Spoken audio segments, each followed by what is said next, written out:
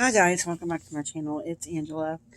So, I wanted to talk to you guys today about, if you don't know what deck this is the Mary L. Tarot. Um, Mary L. Tarot. So, and I don't know if you just saw that. I just saw something fly through there. There's no moths or anything in here, but that's weird. Um, because I had been hot about this deck forever. I thought the images were too crass. I thought I'm never going to be able to understand this deck. Um, I don't know if I'm going to like it because it's a second edition. I do prefer some of the images in the first edition more. However, the first edition is out of print. I had so many reasons why I wasn't buying this deck. And then my grandmother suddenly passed in February, beginning of February of this year. And it was literally like she was screaming at me, "You have to buy this deck now." And I almost feel like the reason I have this weird connection to this deck, even though I've barely used this deck, is because of her. Because she was wanting me to dive deeper in maybe. There's so many psychic stories that have been told over the years on that side of my family, my grandmother included, that it's like old hat, but at the same time, like the word psychic was a dirty word in my family. You didn't say that. That was of the devil. But they would have, my grandmother's had dreams, my aunts had dreams, my mother's had dreams, I've had dreams that have all come true. So it's, to me, a generational hereditary thing. I'm the only one that's actually actively pursued reawakening those abilities and reawakening um, those the additional abilities that come with all of those psychic senses, and even trying to interpret my dreams. Um, so I'm the only one that I know of in all these generations that has actively seeking truth or information or anything. They're all just like, yeah, I had another dream that was this and blah blah blah, and left it at that. Um, but today, and it's funny because I just watched the video of my opening of this deck, and it literally has, like, it came full circle back to me today, which is odd because I haven't thought about this deck in weeks. But I watched somebody else's channel today, and she literally said in the video, um, said she wasn't going. She modified this deck, but before that, she was not going to use this deck because of him. And then she pointed out, and this, if you know this deck, you know it's got graphic scenes in it. And when she said, "Where is that card at?" I just had it here. Oh my gosh! And now it's moved somewhere. Hold on. Where did I do with him? It's the whole reason I'm doing this video. Okay, I found him. So she said, I was not originally going to keep this deck and work with it because of him, the King of Disc. And she laid it out in front of me, in front of the camera, and she actually covered up the area she modded it, a lot of the cards, with covering up things. And as offensive as this card is to me, and it's very triggering to me, I kind of took offense to that. Not to her, but to him. And I'm like, why am I getting my hackles rose? Like, why are we allowing this image to cause us to not work with a very deep deck? Like I said, I've barely worked with this deck, and um, it's odd that I shouldn't have any say in it, I think. But at the same time, just what was said kind of stuck with me. And I was like, why are we allowing this energy, this manly male, like, I I don't even know what the word I'm trying to say is. Like, I'm not saying decadent, but just this overly oversexed male energy to cause us to maybe miss out on something, the whole purpose of why we have this deck to begin with. And that just kind of stuck with me all day. And it was like something was, or maybe my grandmother was like, you probably should do a video on it. And I'll be the first to tell you, this is the main card of why I held up for so long not buying this deck. But then there are so many others, like this one. There's also genitalia in here. This one, there's genitalia. But it's not only males, because here we have a female. Or maybe that's a male with big breast. The stomach's out, and that kind of rubbed me the wrong way. And then we have this image with a bigger woman. And then we have this one. I don't know if that's a male or female. I'm sure there's breast, but there's what looks like the start of something down below. Their stomach's also out, which also caused me distress. There's this one that shows full body nudity. There's this one that shows, again, it looks like it could be male, both male and female. This one where clearly a female. And then this one where the bottom is like gone and it's replaced by the Wheel of Fortune, the Wheel of Life. And then this one, very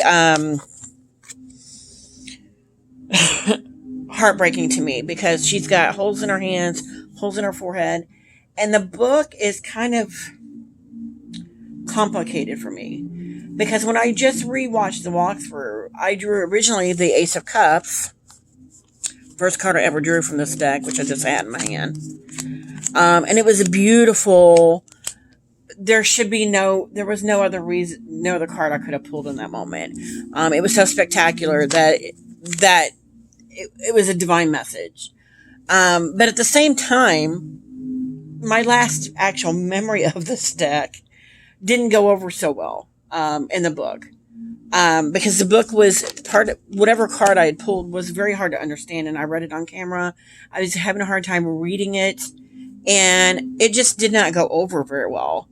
But then that's why I rewatched the unboxing of this, and I'm like, oh, it came out with this card, and the message is beautiful. So the book I could take or leave at the same time, but I do want to say that, where is he now? The way she said it, it wasn't like it offended me or anything. It was just that you're allowing a piece of cardboard, a piece of paper, to suck the life force, I guess. Or it's almost like a bully, and he's like, here I am.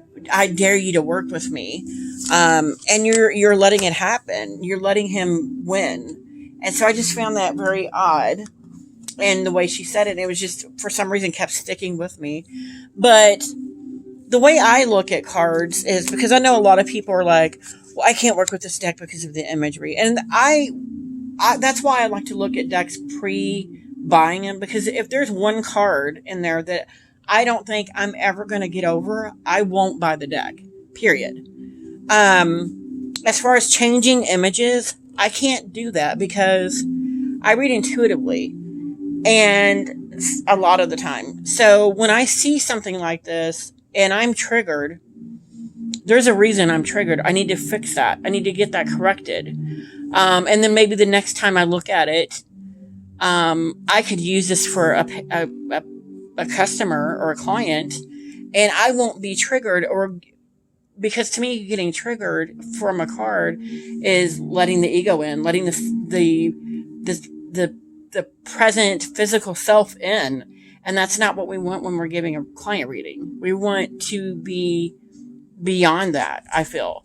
So to me, changing the card or covering up something is, to me, a way of kind of escaping the truth, or escaping what that card is trying to say or convey. So, and this is probably my harshest deck I have, just because I am one to tell you straight off the bat, I am very insecure with nudity in a deck. Very insecure. Very insecure with sexuality in a deck. And,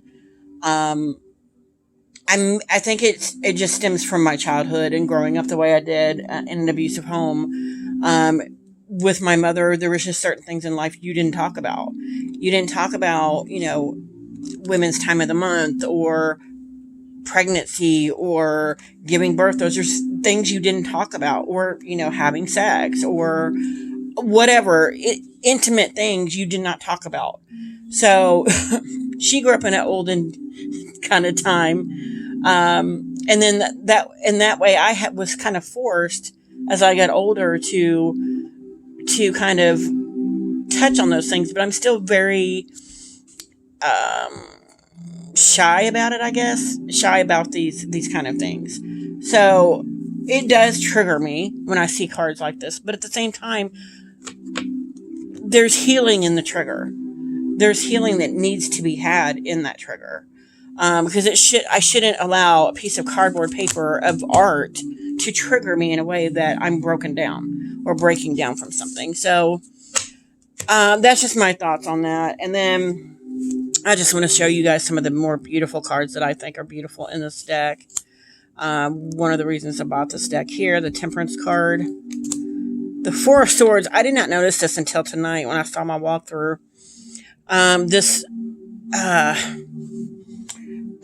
Normally all you see is the clouds in here, but I actually saw the buildings in here and the pollution, and that is pollution, not clouds. And I'm like, wow. And then it makes you think of this like whole industry thing, nurture versus nature. And I went down a whole rabbit hole earlier with this card, and I'm like, what is happening? So I believe this deck can be great in that way, that it can take you down a rabbit hole of things you've never gleaned before. And the Knight of Disc. And that's why I would not change the art, because it's that person's interpretation, but at the same time, it may be their interpretation, but you could read it a completely different new way from what they're seeing as well. And this is probably one of my top 10 favorite death cards ever. And it's weird because I bought this deck 3 days after my grandmother passed this year. And I swear, as soon as she passed, I kept hearing this nagging voice in my head going, buy the deck, buy the deck, buy the deck, buy the deck. And I had put it out of my mind. I'm like, yeah, I'm determined I'm not going to buy this deck. And then every time I turned around, the death card was coming up from this deck on a video I was watching. And I'm like, what is happening? So it's literally like my grandmother was like, it's time, you need to buy this deck. And then again with the Two of Discs, I kept seeing that popping up everywhere. And I know the coins on the eyes is the symbol of something in some country. I haven't read it all yet, but they do this with their dead in this country. And I found that card very beautiful. And at the same time, it's again representative of her passing. This card just reminds me of Underworld, or not Underworld, Waterworld, with Kevin Costner. I don't know why. I mean, I do know why. It's the little girl with the tattoo. It's just cool. And then the Two of Wands here. It's beautiful. It's just dark and twisty, and I like it. I love anything with a dragonfly, and I love that. And then this Four of Cups is very calming, very soothing, peaceful, which is what I want in a Four of Cups. So those are my favorites in this deck. This is, again, the second edition Marielle Tarot with the silver gilding. Now, what I'm going to do right now, because as little as I've worked with this deck, I know that as soon as I pull this out, my grandmother's present. I know it without a shadow of a doubt. I know she's here. And I don't know why. I know that. I just know. I know that for some reason, for whatever reason, when she passed, it was like an overwhelming need to buy this deck, to go deeper than I've ever gone before, to dive into those things that make me uncomfortable. That's what this deck is for. And I have yet to really dive deep and work with it because I know once I go down this rabbit hole, I may be completely changed forever. I know this. So, and that terrifies me because nobody likes change, right? Especially me. I'm a Virgo. I'm all about being stable and having that stability, nothing ever changing. And this deck is that pinnacle for me. And I know that. I knew that before buying it, that's what this deck was going to do. But I had a couple questions pop up in my head today, and I've had these pop up before. And I've actually tried a sleep kind of meditation thing to try to have a lucid dream and get the answer, which did not work. As much as I dream, when I'm trying to dream, I don't. It's weird. Very weird. But I'm going to just ask this deck. No book. No nothing. Any guide, angel, relative that wants to answer, chime in, can answer with the cards. Use the cards to their advantage. And I'm asking 2 questions that I've had pretty much since I started my spiritual journey. Because I got into past lives really hardcore. When I first started my spiritual journey, I had a bunch of eye-opening things happen. It was nuts. And now I believe in past lives because of it. But what we're going to do is I'm going to ask, and I wrote these questions down. If I can find the book I had them written down on. The first question is,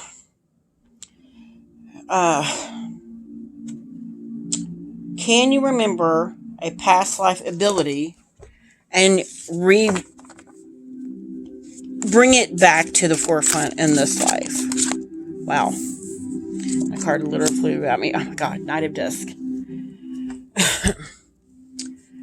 So, this is the question. Okay. The question is, and I've had this nagging thought question for weeks now. Or actually, since I started my... it's about 2.5 years ago, I started with thinking about this question. The question is...